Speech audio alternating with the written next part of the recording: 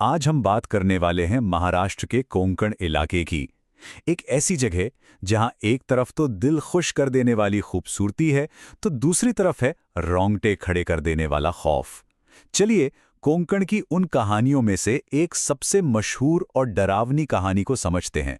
तो कोंकण की ना असल में दो तस्वीरें हैं। एक वो जो सबको दिखती है, खूबसूरत पहाड़, चारों तरफ हरियाली, शांत झरने, मतलब ऐसी जगह जो किसी का भी मन मोह ले। लेकिन एक दूसरी तस्वीर भी है, एक अंधेरी तस्वीर। इसी जमीन के नीचे दबे हैं कई गहरे राज, काले जादू की कहानियां और उन आत्माओं की चीखें जो बदला लेना चाहती हैं। तो हमारी आज की कहानी शुरू होती है एक लड़की अर्पिता के साथ। अर्पिता जिसका सामना होने वाला है इसी खूबसूरत लेकिन भयानक जगह के एक ऐसे राज से जो उसकी पूरी दुनिया हिला देगा। तो अर्पिता पूरे 20 साल बाद अपने गांव वापस लौटी थी। हुआ ये था कि बचपन में ही उसके माँ बाप गुजर गए, तो उसकी दादी ने उसे पाला। लेकिन दादी चाहती थी कि वो खूब पढ़े लिखे, तो उसे शहर भेज दिया। और अब इतने सालों बाद जब वो वापस आई है तो सब कुछ बदला बदला सा है। उसे गांव के ज्यादातर लोग याद ही नहीं है, मतलब अपने ही घर में वो एक अजनबी बन गई थी। और गांव पहुंचते ही कुछ ऐसा होता है जो उसके मन में एक अजीब सी खलबली मचा देता है। एक अजीब सी मुलाकात। भीड़ में ना एक लड़का उसे घूर रहा था और अजीब तरह से मुस्कुरा रहा था। वो अर्पिता के पास आया और बोला, पहचाना मुझे? मैं अभिषेक, तुम्हारा बचपन का दोस्त। अब अर्पिता को तो कुछ याद नहीं था, लेकिन उस लड़के के चेहरे पर एक अजीब सी बेसब्री थी, जैसे वो बस इंतजार कर रहा हो कि अर्पिता हाँ कह दे। अब अर्पिता शहर की लड़की थी, उसे सिगरेट पीने की आदत थी।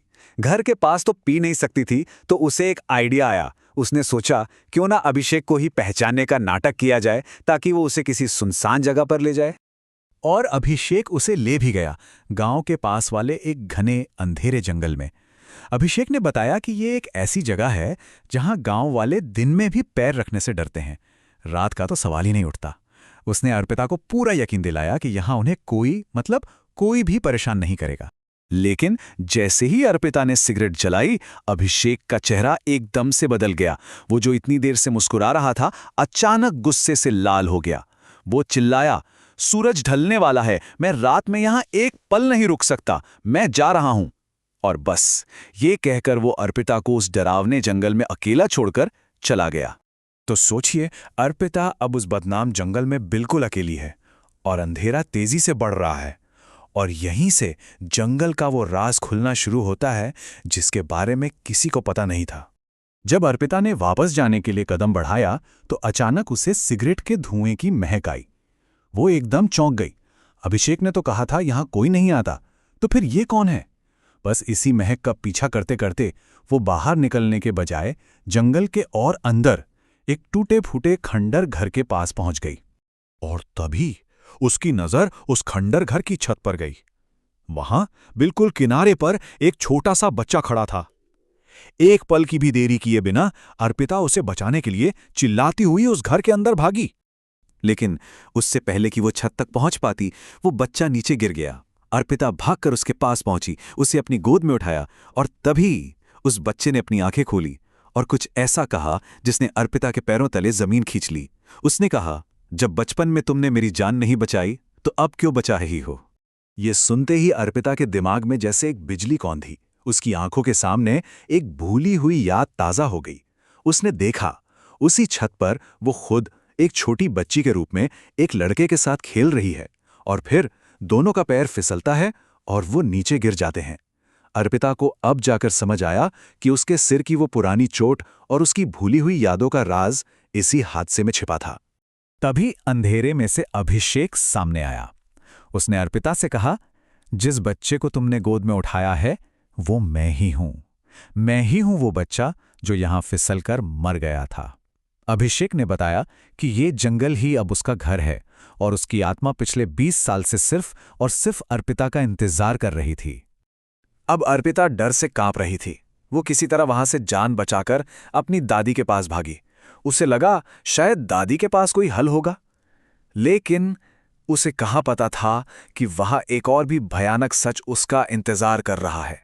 अर्पिता ने हाफते कांपते हुए दादी को जंगल में हुई एक एक बात बताई, लेकिन दादी का चेहरा देखो, उनके चेहरे पर हैरानी का एक निशान तक नहीं था। वो एकदम शांत थीं और उनकी ये शांति अर्पिता के लिए उस जंगल के खौफ से भी ज्यादा डरावनी थी। और तब दादी ने वो राज खोला जो 20 सालों से उनके दिल में दफन था। उन्होंने बताया, उस दिन मैंने तुम दोनों को जमीन पर खून में लथपथ पाया था। मैं चाहती तो दोनों को बचा सकती थी, पर मैंने सिर्फ तुम्हें चुना ताकि इस हादसे का इल्जाम कभी तुम पर ना आए। और फिर मैं उसी रात वापस आई और अभिषेक की लाश को इसी जंगल में दफना दिया। तुम्हें शहर इसीलिए भेजा था ताकि तुम इस सच से हमेशा दूर रहो। दादी ने यह भी बताया कि अभिषेक की आत्मा सिर्फ अर्पिता को नहीं दिखी, वो हर रात, हर एक रात दादी को भी दिखाई देती है। वो पिछले 20 सालों से हर रात उसी खौफ में जी रही हैं, अपने किए हुए गुनाह की सजा भुगत रही हैं। इतना भयानक सच जानने के बाद अर्पिता ने क्या किया? उसने न्याय या पछतावे का रास्ता नहीं चुना, उसने अपना करियर चुना। वो बिना किसी को कुछ बताए उस गांव को, अपनी दादी को और अभिषेक की भटकती आत्मा को एक बार फिर हमेशा के लिए छोड़कर चली गई। तो ये कहानी हमें क्या सिखाती है?